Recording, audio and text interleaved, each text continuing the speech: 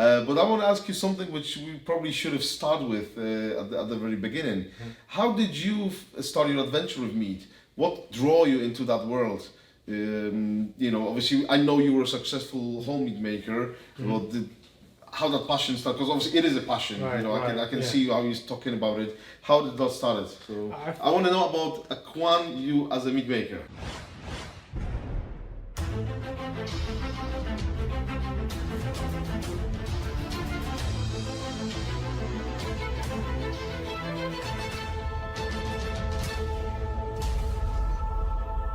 I think we're gonna have to wind the clock about 30 years.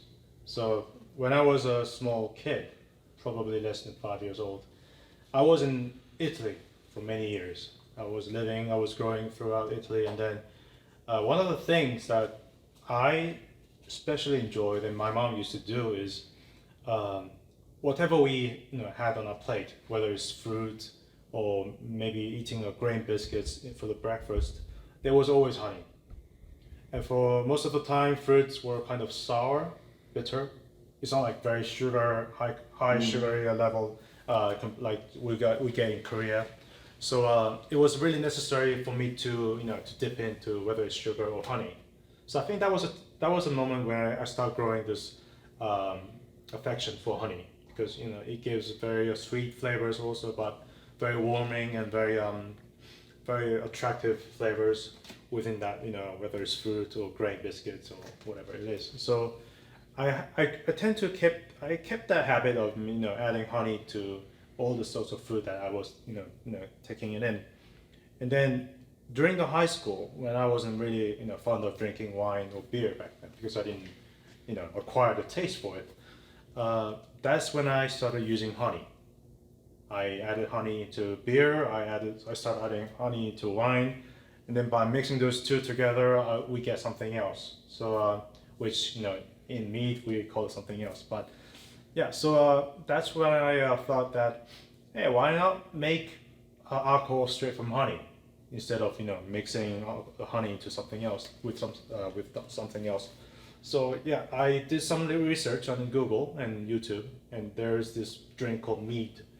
So like, hey, I should make this, and then that's when I ordered very cheap brewing equipments from local shops, and then I started making my own. And then after taking one of the samples to my colleagues in university, two of my colleagues, they approached me and they say, hey, this is actually good. We should do a business together. Yeah, we should do it while we're younger, not while we're like in 40s or 50s. So while I was preparing for Samsung Electronics, at the same time, we were preparing to open a meadery. So that was back in 2014. So that was the first one. That was the first one. The files we mentioned earlier on. Yes, it is. So yeah, so that's called 곰3마리, which means 3 bears, because we were 3 in total. So 3 bears. Meadery was 3 bears. 3 bears, yeah. So that's the second meadery in Korea, which is my first meadery in my whole life. And we were quite successful. I mean, meat wasn't very popular back then. Even now, it's not popular, but many people just didn't know, had absolutely no idea what meat was. So I think that kind of gave us an advantage. Meat, honey, fermented beverage just sounded so lovely to other people. So that's when we were, kind of got famous. And then that's when I started growing my passion for meat as a more professional career, not just amateur homebrewing. So yes, so after I had some issues with my colleagues, I had to quit, but I didn't stop there. I opened my own personal meat lab, where I spent 2 years teaching people over 120 classes for the 2 years. And then that's also when I made my own recipes for for all sorts of categories: traditional, metheglin, melomel, braggots. And that's when I first talked to Matt Matthias, and that's when he encouraged me to send our entries to Kings of Mead competitions, which I'm glad I did. And that's my first silver medal, I believe it was. And then I got more confident, and then I just kept making more mead, entering competitions, getting awards, and then I thought, this is it. I have to do this. This is going to be my whole life project. So that's when I decided to plan opening my second meadery very soon or later. But it was then I decided to make this machine at Samsung Electronics because mostly the environment itself was changing.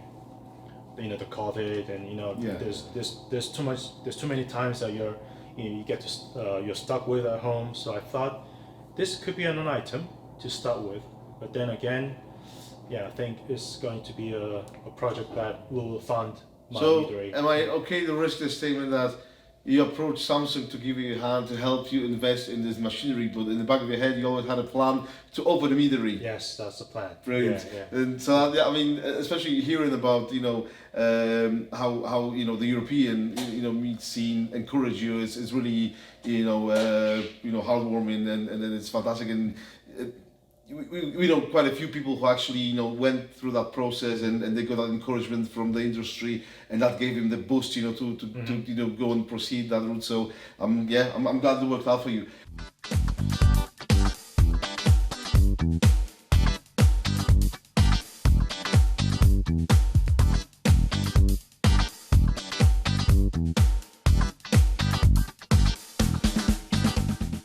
So Mr. Shim here is our deputy CEO. He's my partner in crime. Yeah, we've been both in Samsung Electronics. He has been in Samsung Electronics for 15 years, and I have been there for 6 years. So we've both met in our startup program in Samsung Electronics. We were teamed up for a year, and then we've made some very promising results on homebrewing devices, which was our project for a startup project. And he was responsible for mechanical engineering, designing all the structures and the components, and I was in part of the UX design, and also the recipe and the brewing technique itself. So great, but can you just explain what is it? Because obviously it looks like some sort of a distributor or big coffee maker, coffee machine. Yeah. So what is it? What's the whole idea about it? Because it's quite unique. We have coffee machines that you put capsules in it, and then it just makes coffee really easily for you. And we also have homebrewing machines or devices that can help you throughout the brewing processes or fermentations, but nothing like this was ever made in the world, I believe. So this is the first electronically automated homebrewing device. I forgot the word smart homebrewing device. We call it smart because it has many sensors that detects many variables throughout the fermentations, such as temperature, pressure, and within those two data, we can manipulate the fermentation processes outside our home using our apps and the mobile applications.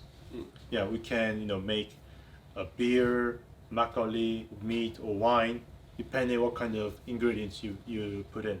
So the idea is that you open the lid, you put all your stuff in, you close it, and you let the magic happen. Yeah, but before the magic happens, you have to synchronize your machine within your app. So the app knows what's happening inside the machine, and it's the only way to find out whether the fermentation is going vigorously or slowing down. Yeah. So this machine is still prototype. Yeah, it's a very early prototype. We only had one chance to make it, and there are many amendments that we can make, but we just don't have the right moment to do so. Yeah. Okay, so we know obviously the idea, why and what it's going to do, but from obviously the aesthetic point of view, that's supposed to look pretty in your kitchen, Yes. in your apartment, in your man cave, living room. Yeah. So that was a plan, because many of the homebrewing equipments are very bulky, and they're just focused on making the beer or the whatever you're making, but they're not really into the design itself, because nowadays people tend to value on the exterior design, because homebrewing device can tend to be very focused on maniacs users. They're not very they're not very friendly for the new the beginners. So and those beginners we would classify as like people who like to have a pretty object at their home, like I don't know, females could be for examples. So one of the crucial factors that we thought was to make the machine pretty. Yeah.